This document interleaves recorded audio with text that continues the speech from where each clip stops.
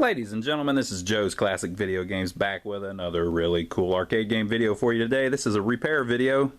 Very simple one, but we figured we'd videotape it because it's kind of neat. We've got this jukebox here that we're working on, which is an R93, I believe. Let me check. It's a Rowe. Let me make sure I've got this right. I don't want to mislead you. I saw a label somewhere. Where did I see that? Yes, R93. Okay, this is a Rowe R93. As you can see. And it had this really neat look to it.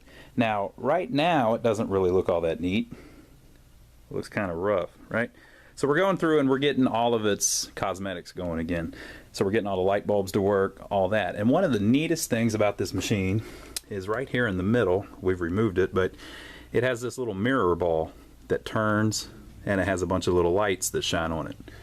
And that has this neat effect that looks really cool. This would have came out in probably 87, 88, something like that. Maybe a little later than that. So here's the assembly that we removed.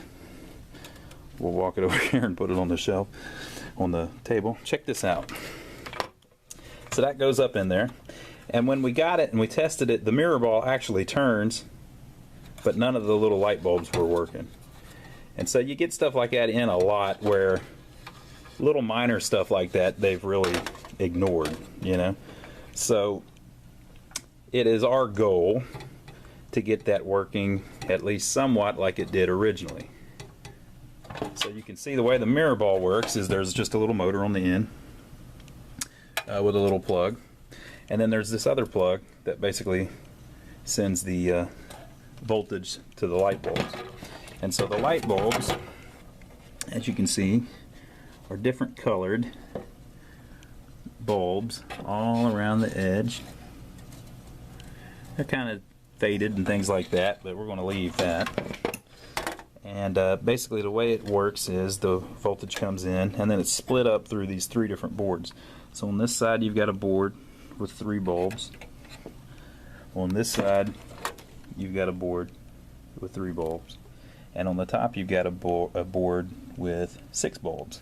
And those represent the ones that you can see on the inside that's visible through the front. And so basically they have these little connectors, these little twist things, and a bunch of them are missing. They fell out or whatever over the years. So if you remove one, and they're kind of brittle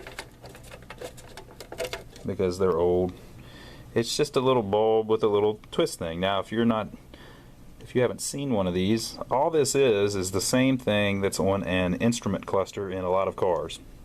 And when I say a lot of cars, I mean like 80% of cars.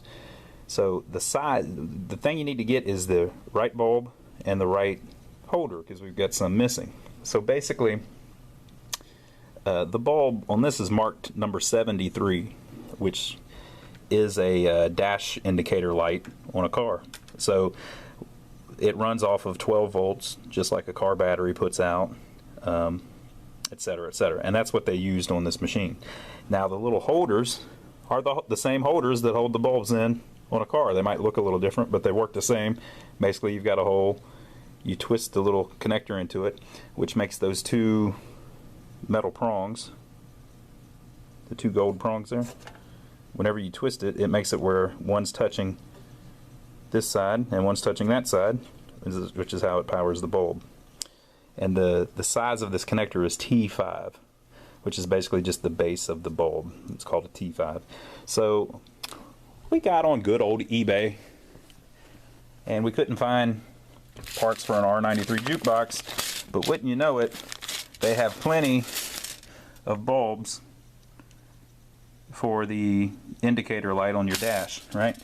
And wouldn't you know it, they have plenty of T5 bulb holders for the indicator lights on your dash, the illumination lights and things. So we were able to figure them out. Somebody must have heard about this video and they're calling to see what the next video is. But what we're going to do is, first we're going to ignore the phone, we're going to fix up all of those connectors, and I'm going to clean these contacts to make sure that it makes good contact. And then we're going to twist our new ones in, and then I'm actually going to check the continuity from this side to this side to make sure that I'm getting the same reading that the bulb does. I've already checked these new bulbs, and it's got 15 ohms resistance. So if I check between here and there with that holder in, I should get 15 ohms of resistance, letting me know that it's making good contact.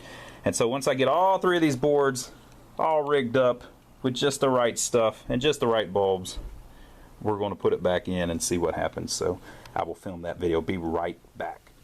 Alright, so we've mounted it back in there. There's just 3 or 4 little bolts that hold it in. I've got the lights off because we're going to turn it on and show you what it looks like in the dark. So there it is installed. Let's see if our bulbs work.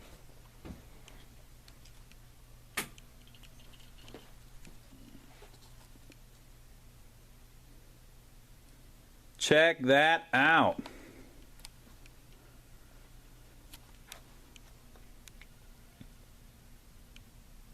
Very cool.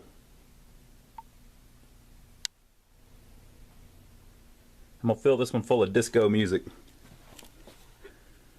So there you go. That's repairing the little light bulb sockets. Like I said, simple little thing. I mean, it's not that big of a deal, but this is the kind of stuff we run into on a lot of things. You have to improvise a little bit, and you can't find the original parts. You got to use something similar, blah, blah, blah, blah, blah.